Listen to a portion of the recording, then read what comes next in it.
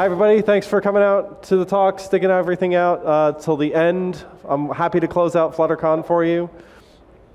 And I hope everybody has had a really good conference. We're going to talk about embedding Dart. Quick introduction, my name's Jeff Ward. I'm a senior software engineer at Datadog. I created and maintain the Flutter plugin for Datadog, so we're there for all of your observability needs for Flutter and integration into Datadog. But I'm actually not going to talk about that. Prior to working at Datadog, I was a mobile app consultancy, and prior to that, I was actually a game developer. And I've continued to do hobby game development since then. But I've always been really interested in Dart ever since it was a JavaScript replacement. And I remember Dart when it was type optional, when it was non-null safe, and when you had to download Dartium in order to make Dart web pages. That's right, I'm a Dart hipster. I liked Dart before it was cool. But what I'm going to talk about is embedding Dart. So what is embedding Dart? Embedding Dart is when you want to run Dart code in some executable other than Dart or Dart.exe, right? The best example of this is Flutter. Flutter is actually embedding the Dart VM, and it has its own executables that it boots from iOS or Android or Windows, and it's running Dart in there. But why would you want to do this? Well, first, you're like me, you really like Dart, and you want to use it in other places. You have these custom executables that you're running, and you want to use Dart as the scripting language for them. That allows you to let your native code do all of the native codey stuff and be really, really, really fast, and then you can use Dart for everything else. You can also, by doing this, you can learn a lot about Dart's inner workings. If you're doing Dart FFI, if you were at the last FFI talk, some of the principles that you're going to hear here are very similar to what you're going to do in FFI as well. So what have I done with Dart embedding? Well, first, when I left the game industry, I was actually still working on my own hobby game engines, and I was using C# for scripting. But I liked Dart. Like I said, I've been following Dart for a really long time. And in 2015, Eric Seidel gave this really, really amazing talk, which was one of the first times we saw Sky, what would eventually become Flutter. I actually saw some earlier stuff before this, but this is the one that really caught my eye. And in this talk, he had shake to reload, but I knew Dart had hot reload in it, and I wanted hot reload. My entire game engine was basically based off of this idea of being able to hot reload assets, and I wanted it for code as well. And so I actually started to work on this about 2 years later. Game development is hard. And this is my first commit that actually had Dart as a scripting language in 2017. And now this is kind of the state of it. My game engine has all of its logic done in Dart. The characters moving around, the enemies, a lot of the UI, it's all done in Dart. I've also worked in other game engines to see if I can get Dart working in them, and we'll talk about that in a little bit later. So what's the current state? So on my GitHub, I have something called Dart Shared Library. It's a GitHub repository that tries to simplify a lot of the work that you have to do to embed Dart into custom executables. I'm going to basically, through this talk, by the end of it, you're going to understand how all of this stuff works, but you don't have to do all of it because I've done it for you. If you're interested to know what the Dart documentation has to say on this subject, this is what it has to say on the subject. It calls out native extensions to Dart, which were a way to have Dart.exe call out to a DLL.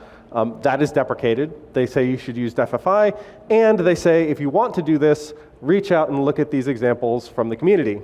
If anybody's curious, this is the example from the community. So that is a minor point of pride. I am listed in the official Dart documentation for that. All right, so getting started. The first step in order to get all of this done is we have to build Dart. That's right.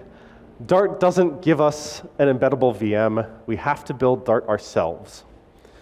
So how do we do that? So very briefly, I'm not going to go over all of this, but the Dart documentation on this is very good of how to fetch all of the Dart code, how to build it, what scripts to run. So you're just going to fetch it. You're going to build it as it is, the Dart SCA as it is. But then we have to modify some build files, and this is what we have to do. I'll give you a second to write all that down. In reality, this is a patch file in the repository, but to understand what we're doing is we're taking the Dart executable target, and instead we're creating a separate static library called libdart. It's all of the same files that are included in the Dart executable, except for main.cpp. So we're not going to let the Dart executable boot, we're going to do it all ourselves. Once you've done this, you can build this target, libdart, and you'll have an embeddable version of the Dart VM. This is all done through scripts in Dart shared library, so if you don't want to do this, you can actually just go clone that repository and it'll build it all for you.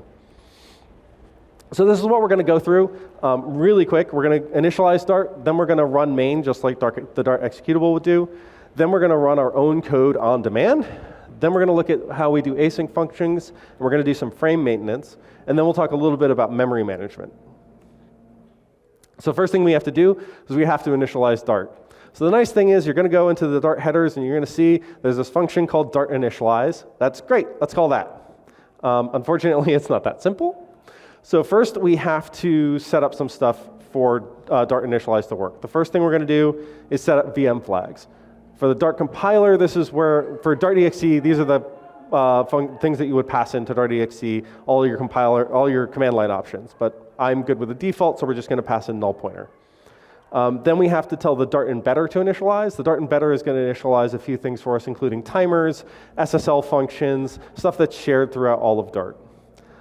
Last, we're going to initialize the Dart DFE. DFE stands for Dart front end. If you were at the talk earlier, I think yesterday, talking about Dart front end versus back end, this is the thing that lets us compile Dart code. It's going to parse all of the Dart files and give us back out ASTs. It's going to print us out compiled Dart code. We're then also going to tell the DFE that, hey, I want to use you, and also please use your incremental compiler. Now that we've got all of that out of the way, now we can call Dart initialize. And Dart initialize takes a structure with its initialization parameters. There's lots of them. Most of them are basic boilerplate, but I do want to point out a few. These two, the Dart VM snapshot data and the VM snapshot instructions. Dart needs, the VM is written in Dart, and it's compiled, and Dart, in order to boot up the VM, needs those instructions. This is part of what we've done when we compile Dart, so we already have these as kind of externs, so we can just bring them in, set them here, and make sure they're all set up the way we want. If you wanted to make a custom kernel, meaning you wanted to remove things like Dart.io or some of the more heavyweight libraries, this is how you would customize it, but we're not doing any of that. Next thing is we want to tell Dart whether to start the kernel isolate, and I'll explain what that is in a second. But what we're going to say is, hey, if I can use the Dart front end, and I can use the Dart front end, please boot the kernel isolate for me. Last thing we need to supply is this function here, which is create isolate and setup. This is how we're going to create our isolates. As soon as we call Dart initialize, Dart is going to call back to us and say, hey, I want to create an isolate for it. And it's going to call for two isolates that have a very specific name. The first one is this VM isolate, the Dart kernel isolate, right? So this one, the Dart kernel isolate, is the thing that's going to compile our code. We're going to boot it when Dart boots up. It's going to call back and say, hey, I want to boot this isolate for you. Please tell me how to do it. And we're going to kind of run this create kernel isolate function, which is going to create that kernel isolate. The second one is the VM service isolate. This is the one that talks with VS Code, and it's the one that talks with IntelliJ. So if you want to be able to debug Dart, you should really start this isolate. The last, the else case there, create isolate, that's the function that if Dart asks to create an isolate at any point, that's the function we're going to run. It's also the function we're going to run to create our first isolate. So create isolate. This function is over 100 lines long. It's incredibly complicated, but some of that is due to error handling, and some of that is due to loading pre-compiled kernel files called DIL files, which we're not going to look at, but it does make the code much more complicated. So I'm just going to go kind of briefly over how this all works. So the first thing we're going to do is we're going to ask the DFE for its platform kernel. You can't create an isolate without some sort of code already ready for you.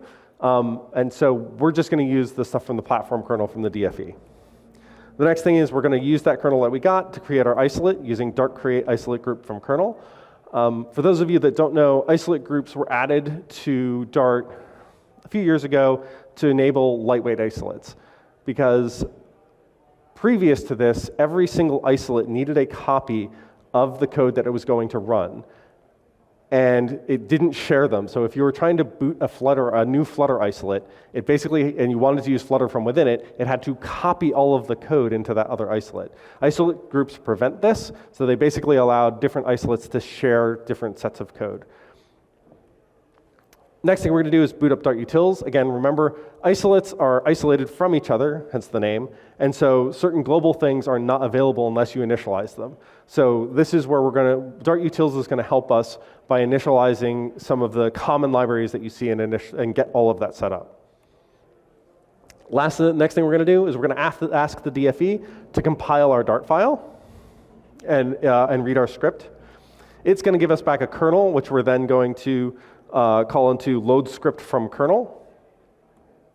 And now that all of that is done, we're in the isolate that we created, and we want to exit out of it because we want to make it runnable, which we can only do once we're out of the isolate.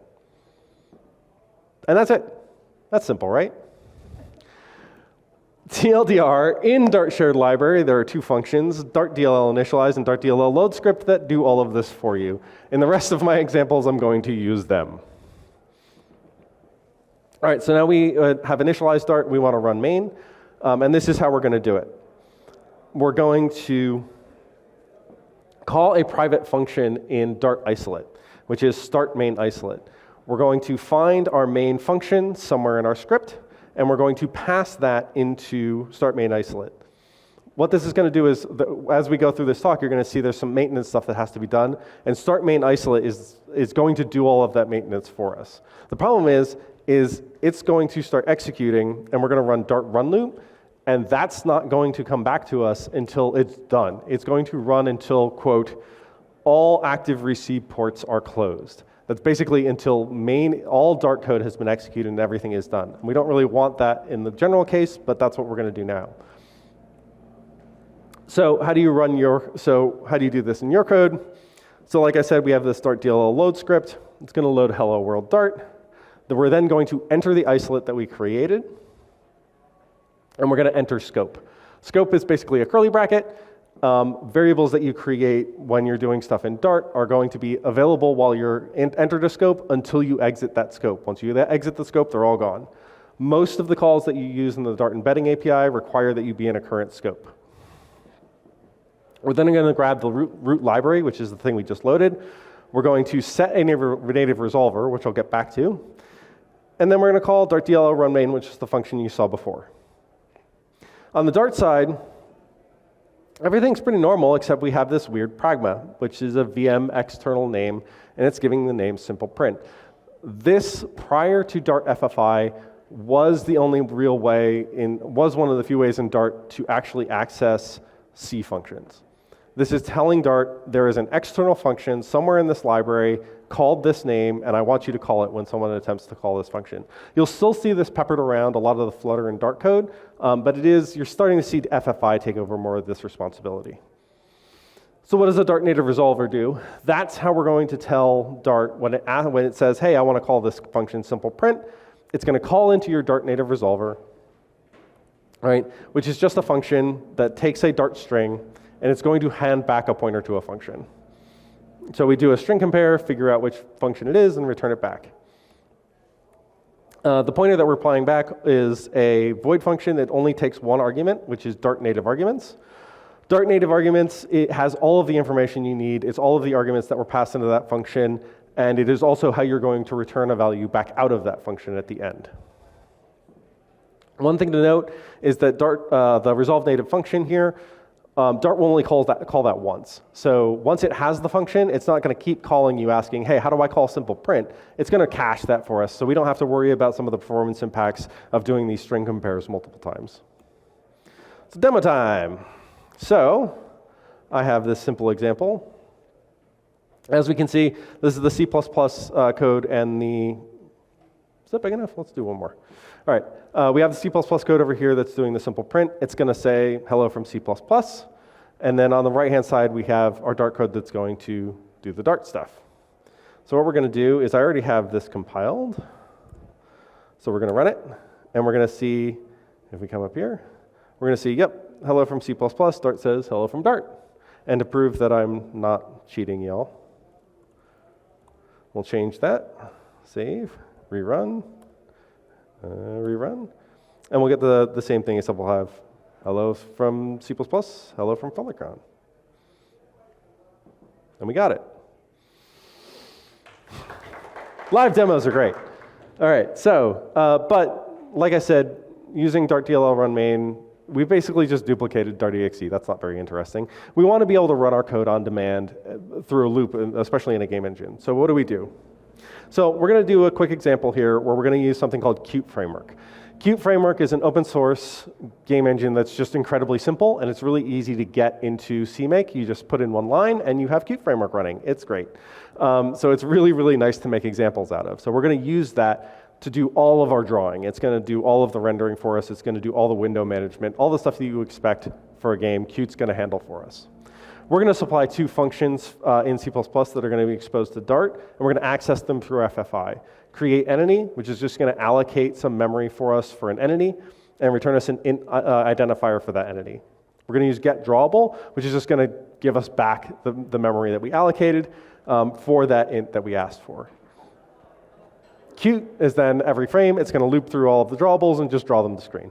It's a very, very simple ECS if you're familiar with them. This is the C++ class for the drawable. It's an X, Y, width, height, and a color. That's all it's going to be. It's just going to draw a nice little rectangle for us.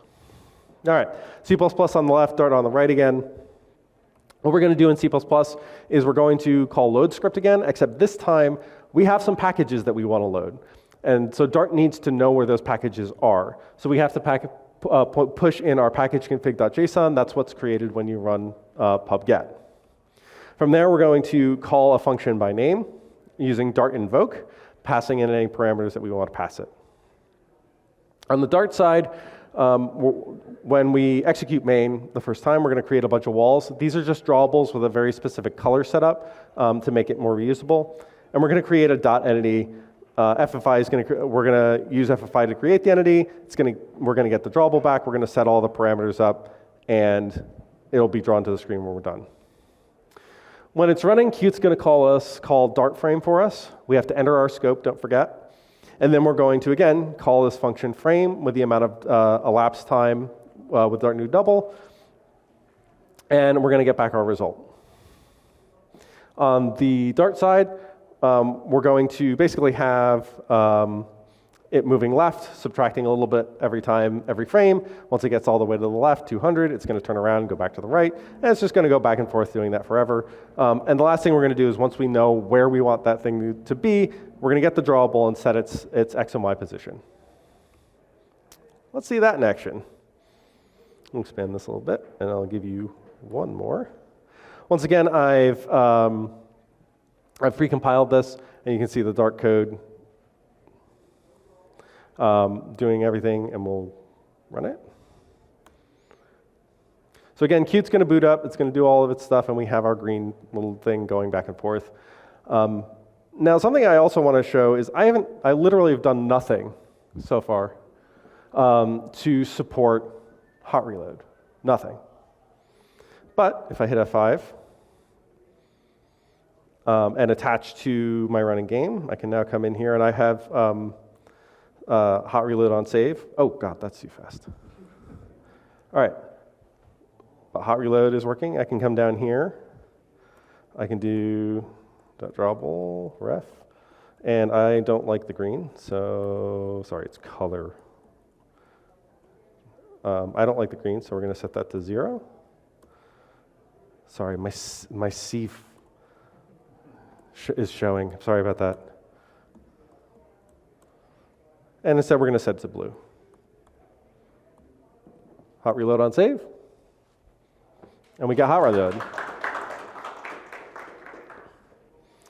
So that's Qt doing all the drawing. Dart is literally just doing a lot of that logic. Okay, async code. You'll notice I haven't talked about async code much, but async code in games is really, really, really useful if you want to do things like cutscenes. So what we're doing here is there's a lot going on in this dialog box, right? It's every letter is appearing at a fixed rate, and the player can skip that by pressing a button, and we want to wait to display the next one until they press the button. There's a lot of logic behind that, but we can encapsulate that all into an async function and just await it and create these very readable kind of scripts for cutscenes. And the other nice thing here is that if the player wants to skip that cutscene, we just kind of discard the future and just get rid of it, and the garbage collector takes care of everything. It's great. But how do we do that? So what happens in Dart when you await a function? It returns a future, and it doesn't come back unless you ask it to.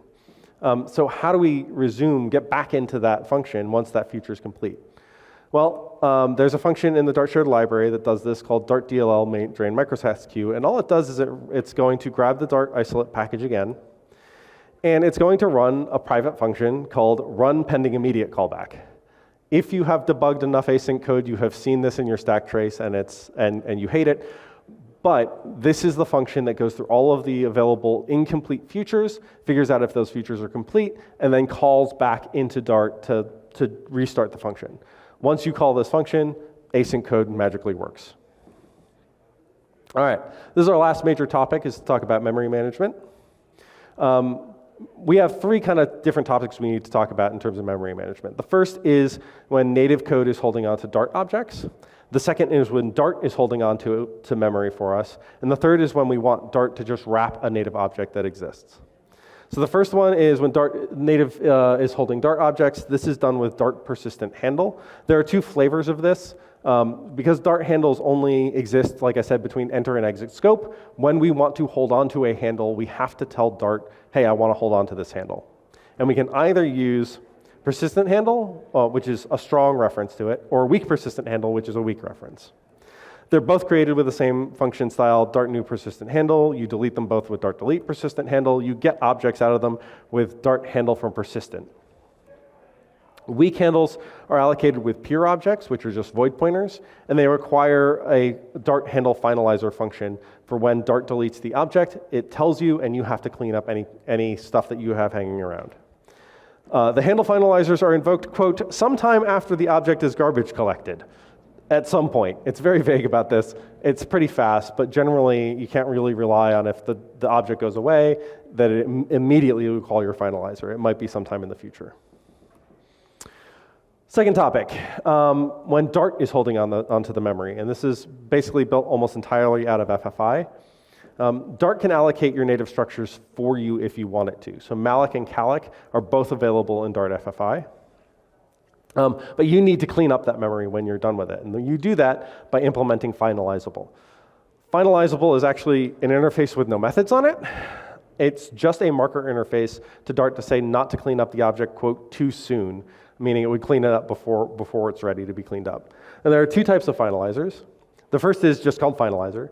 And this takes a Dart function, and it passes you back, it doesn't pass you back the object, but it passes you back the data you asked to pass it back. And it's a Dart function that will get called. This is really good for when Dart controls the object and Dart allocated the memory. Then there's native finalizer. Native finalizer takes a C method, and when it calls back, it doesn't give you back the Dart object. By the time the native finalizer is called, your Dart object is gone. You cannot get it. You cannot try to trick the native finalizer by passing it a Dart handle. That object is no longer valid. So you have to only be able to supply it with some form of C pointer. But this is really good for when C controls the object and it allocated the memory, and you're just passing it back up to Dart for Dart to use it. But there is this note in the documentation for native finalizer that kind of says, compared to finalizer, native finalizer is guaranteed to be called, but finalizer isn't. Don't be too scared of this, because in all of my experience, finalizer is basically always called. It's just for situations like shutdown, when at times Dart can't determine the correct order in which to shut things down, and so certain finalizers won't get called. If you're holding pointers to things like native resources that aren't memory, that's when you need to be worried about this, like open network connections. All right, last one. Dart native field wrapper class X, where X is a number. This is not documented anywhere in the Dart SDK that I can find. I pulled this out of like reading how Dart did things and Flutter did things in a few different cases. But what it is it's an object that's created with X pointers or fields. They're created with Dart allocate with native fields, and that does not call a constructor. If you want to call a constructor, you have to call it manually after that. But you can then retrieve the native fields out with get native fields of argument or get native receiver. So what this is essentially doing is, this is great when C controls the object lifestyle completely. This is a C object through and through, or a C++ class through and through, and you just want a type-safe wrapper to be used in Dart. I use this a lot for systems that always exist in the game, and I can just pass these as Dart objects up to Dart as much as I feel like. One interesting issue with this particular class is it's not usable from FFI. And the reason for that is because get native fields of argument and get native receiver both requires that Dart native arguments thing, which only works with VM external code. Okay, so making sure finalizers get called. So when I started implementing things on finalizers in my embedder, I noticed they weren't getting called and couldn't figure out why. And so I reached out to Slava, and Slava is always nice enough to tell me what I'm doing wrong. And it turns out Dart sends messages to itself all the time. There's a message queue built into Dart where it's kind of exchanging information asynchronously. So we have to set a message callback, notify callback for Dart. And what does a message notify callback look like? It's actually kind of simple. It's just the isolate saying, hey, I have something I need to handle at some point. Would you please keep track of that for me? And so since we only have one isolate, normally we'd want to keep track of how many pending messages there are per isolate. We only have one, so we just increment a thing. And then later on in our frame, until that message count is 0, we just tell Dart to handle all of its messages. And now Dart finalizers get called. So that works great. All right, last thing about memory is Dart notify idle. Now this is actually a really interesting thing for me because I've done a lot of different embedding. Most of the time you have to ask the GC, you call it directly, and you have to deal with the consequences of that. Dart doesn't have that. You can't ask the Dart to garbage collect for you, but you're allowed to give it advisory info. You're telling Dart that you're unlikely to make Dart calls for this foreseeable future, and this helps it schedule garbage collection. But how do you do this? Well, the easiest way to know how to do this is to look what Flutter does. And what Flutter does is, at the end of every draw frame in Flutter, it figures out how much time it took and how much time it thinks it's going to be until the next frame is going to be rendered, the vsync time. So at 60 FPS, this is 16 milliseconds between frames. If you use 8 of that, it says, hey, I don't need to do anything for another 8 milliseconds, so you do what you want to do. Flutter also has the ability to say, because it has queued up frames, if there are no frames queued, meaning Flutter's unlikely to make any draw calls for the near future, it says, I have much more time. And it sends an arbitrarily large value to this. And what I mean by large is not like seconds, it's still milliseconds, but it's still like 500 milliseconds. From the documentation, this doesn't guarantee that Dart's going to do your garbage collection, but it does help it figure out when the most opportune time to do this is. So putting it all together, we get a game engine, right? So this had dialogue, all of this, all the stuff that you see is running through Dart. It's all the dialogue, the buttons, the doors, the camera, the mini map up there. It's all running through Dart. So now I was at a place where I could make a game. That's no fun. So instead, I went and looked for another game engine. Around this time, where a lot of the stuff was done, Godot was getting more popular. If you're not familiar with Godot is an open source game engine. It's gaining popularity. There's a lot of really cool games made with Godot nowadays, and it has 2 official scripting languages: GDScript, which was made specifically for Godot, and C#, which is using Mono under the hood. But Godot 4 added this extension system, which allows you to replace the scripting language in the game, in the engine. And I said, well, why can't I use Dart for that? So I did. So I started working on Godot Dart. This is not in any way production ready, but there is a repository up for it. But there are a few challenges with Godot. First of all, Godot, and some of them are stupid. One of them is Godot's virtual methods all start with underscore, which Dart doesn't like. So unfortunately, our solution is that virtual methods in Godot now start with V if you have to access a virtual method from Godot. The second one is there are some features that don't really map well to Dart. Godot supports var-args, where you can pass in any number of arguments after the final argument. In this case, I just kind of set the last argument to be a list of variant, which is kind of like dynamic in Godot. Second challenge, Godot relies really, really heavily on code generation. It gives you this giant JSON file which tells you all of the functions you're able to access from Godot. It tells you, what parameters they take, all the structures that you need to be able to handle, and we just have to generate a whole bunch of code out of that. But even then, on the user side, when you're writing stuff to work with Godot, a lot of that code has to be generated as well. And the reason for that is because you have to tell Godot about every single one of your classes, what methods they have, what properties they have. And so as a result, we really need to find a way to make that simpler. And so we just generate a lot of that automatic registration. Eventually, this is going to be helped by Dart macros. They're not yet there yet, but hopefully at some point, we're currently using build runner. Hopefully at some point, I'll be able to drop that for macros. But this is kind of what that looks like. We have a lot, we have our generated, our .g.dart part, and then Godot script says, this is a Godot script. Godot signal says, this is something that's callable from Godot, and Godot property says, this is a thing in the editor. Next thing, Godot is multi-threaded, and Dart's not. And this is a little bit difficult. The nice thing is that Godot, for the most part, is not going to call into scripting languages anywhere except a specific thread. Unfortunately, the editor will. And so we have to find a way to be able to call into our isolate from multiple threads, which is a little bit of a pain. You can also start threads from the scripting language, and it will call back on the thread that it called in, and that's not going to work. So Godot Dart's solution to this at the moment is we move the main isolate. So isolates are not threads. You can move an isolate from one thread to another, and it doesn't care. So what we do is anytime we're executing code, we let the code execute, we exit the isolate. If a different thread comes in and wants to execute code, we move the isolate over there.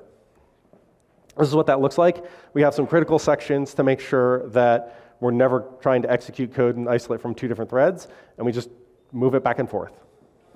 Not a great solution, but it works for now.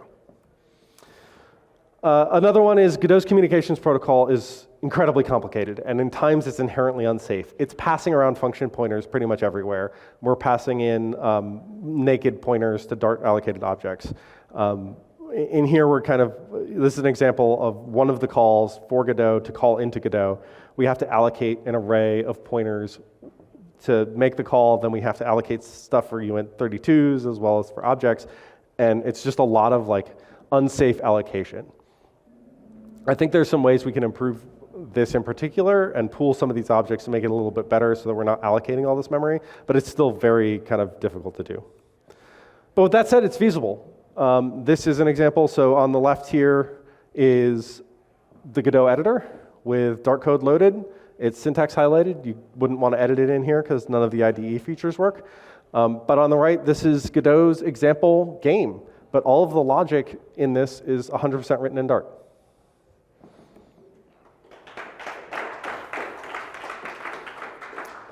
All right, we all love Dart. We all want this to happen, but what are the disadvantages here? And I'm talking about disadvantages specifically about Dart over other scripting languages like using C# or Lua, because if you want a scripting language, you want a scripting language. So now, why would you not want Dart over other ones? Number one, as we've all seen, the initial embedding here is quite difficult. It's not an easy thing to get into just right off the bat. The second thing is, because we're loading Dart files, like text files, right off the bat, we have to compile those when we get in there. This, as Dart gets larger and larger and larger, this actually is a significant hit. There are ways around this. You can actually precompile to DILs. If you were, again, at the previous talk, you can precompile to DILs, and those load almost immediately. They're really great. We just don't do that here because it's a little bit hard to do with Godot. Isolates versus threads. If you are in a multi-threaded environment, you have to think about how you're going to communicate with Dart and with its isolates, and whether or not you're going to have to initialize global variables when you start a new isolate.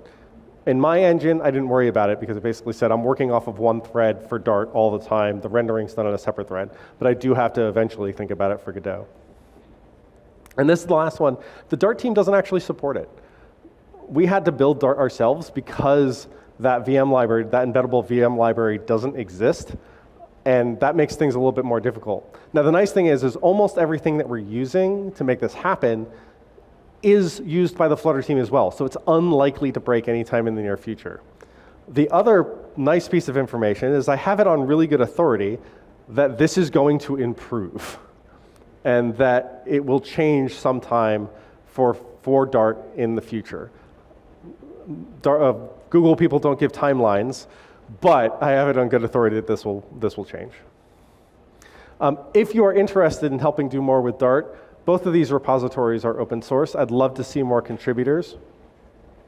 One relies on the other, and I'd love to get some help making this happen.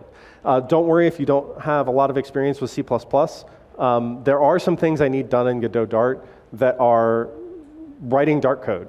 It's just Dart stuff to help with a lot of our performance issues that we don't have yet, but we probably will. And that's it. Does anybody have any questions for me? Anybody? I know this is like super complicated. I appreciate you all coming out.